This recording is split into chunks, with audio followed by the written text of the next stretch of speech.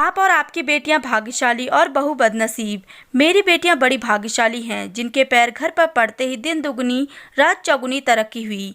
जब से मेरी दोनों बेटियां हुई हैं तब से अच्छा अच्छा होने लगा था और शादी के बाद ससुराल में कदम रखने पर ही ससुराल लहलाने लगा। पैसों की बारिश होने लगी ठीक मेरी तरह।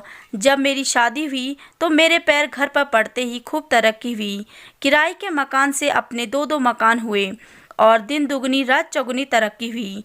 पर हमारी बहू के कदम जब से इस घर में पड़े हैं तब से ऐसा कुछ नहीं हुआ, बल्कि उल्टा सब थम सा गया। मेरे बेटे का नसीब ही खराब था जो ऐसी बदनसीब पत्नी मिली जिसके कदम रखते ही बिजनेस में भारी नुकसान हो गया, यहाँ तक कि बिजनेस को बंद करना पड़ा। कुमुद जी अपनी पड़ोसन कम सहेली बिलोचना जी को सुना रही थी। सही कह रही हो कुमुद, कुछ लोग होते ही बदनसीब जिनके पैर पड़ने से ही सब कुछ खत्म हो जाता है। इसलिए तो कहा जाता है पैर पैर की बात होती है। किसी के पैर पड़ने से दिन दुगनी रात चौगुनी तरक्की होती है तो किसी के पैर पड़ने से दुर्भाग्य शुरू हो जाता है। मुझे भी कुछ ऐसे ही लग रहा था कुछ महीनों से, पर कभी तुमसे पूछ नहीं पाई।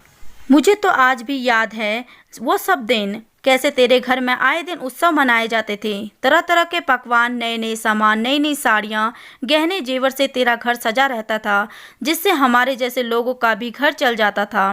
बिलोचनी आग में घी डालने में माहिर थी और अभी भी वही कर रही थी। अब क्या करे बिलोचनी, जब किस्मत में ही ऐसी बहू लिखी है तो, जिसके पैर पड़ते ही हमारे गरीबी के दिन शुरू हो गए। अब भगवान ही जाने और कितने रंग दिखाएगी इस बदनसीब के पैर। बहू को कोसते हुए कुमुद जी कहती हैं। कुमुद जी और बिलोचनी की सारी बातें अवनी के कानों में सुनाई दे रही थी, जिसे सुनकर उसकी आंखें भर जाती हैं और वह हॉल में बैठकर रोने लगती है। अभी दोनों अमर प्रेमी सखियों का वार्तालाप चल ही रही थी कि तभी वहाँ कुमुद जी के पति राधेश्याम जी आ जाते हैं और कुमुद जी और उनकी सहेली बिलोचनी जी की कुछ बातें सुन लेते हैं। अपनी बहू की इस तरह से शिकायत बाहर वाले के सामने सुनकर राधेश्याम जी कुमुद जी को चिल्लाते हुए कहते हैं, कुंदन की माँ, तुम्हें यह शोभा नहीं देता।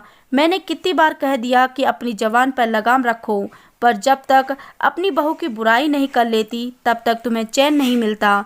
शर्म आनी चाहिए तुम्हें अपने घर की इज्जत को ऐसे उछालते हुए। तुम अभी के अभी अंदर चलो। फिर कुमुद जी को हाथ खींचकर अंदर ले जाते हैं जहां अवनी रो रही थी। बहू की आंखों में आंसू देखकर राधेश्याम जी कुमुद जी से कहते हैं, बस यही देखना चाहती थी ना तुम। अब कुंदन की माँ, अब तो कलेजे पर ठंडक पहुंच गई होगी तुम्हारे। राधेश्याम जी की आवाज़ सुनकर अवनी अपने आंसू पोंछते हुए वहां से जाने लगती है। तभी राधेश्याम जी कहते हैं, यहीं रुको बहू, मुझे कुछ बात कहनी है तुम दोनों से, खास करके तुम्हारी सासू माँ से। कुमुद जी राधेश्याम जी का गुस्सा जानती थी। उन्हें जब गुस्सा आता था वो किसी की नहीं सुनते थे, सबकी ऐसी की तैसी कर देते थे। इसलिए आवाज़ धीमी करते हुए कुमुद जी कहती हैं, जी कहिए। जी कहिए नहीं, बल्कि तुम कान खोलकर सुन लो। कुंदन की माँ, मुझे तुम्हारा इस तरह का बात करना बिल्कुल पसंद नहीं है, वो भी मोहल्ले टोले की ऐसी औरतों से। मुझे तो तुम नाताजुब होता है तुम पर। कुंदन की माँ, तुमसे ऐसी उम्मीद नहीं थी। अरे कोई कैसे किसी के सामने अपनी बहू की बेइज्जती कर सकता है, वो भी इस हद तक।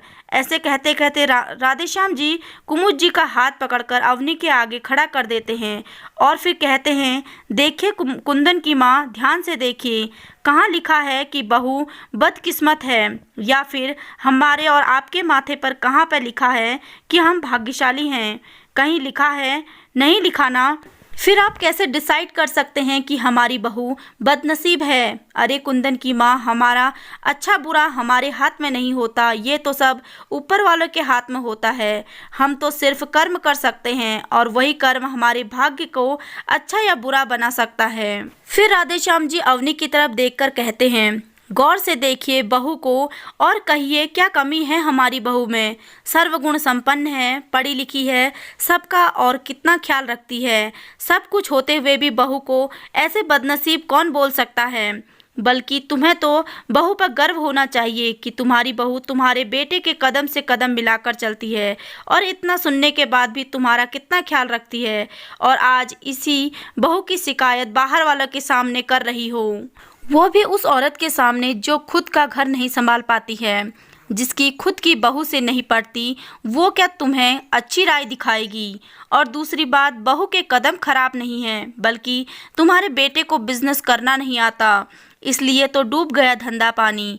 अरे जिसे अपनी दोस्ती यारी से फुर्सत नहीं, वो क्या बिजनेस की बागडोर संभालेगा।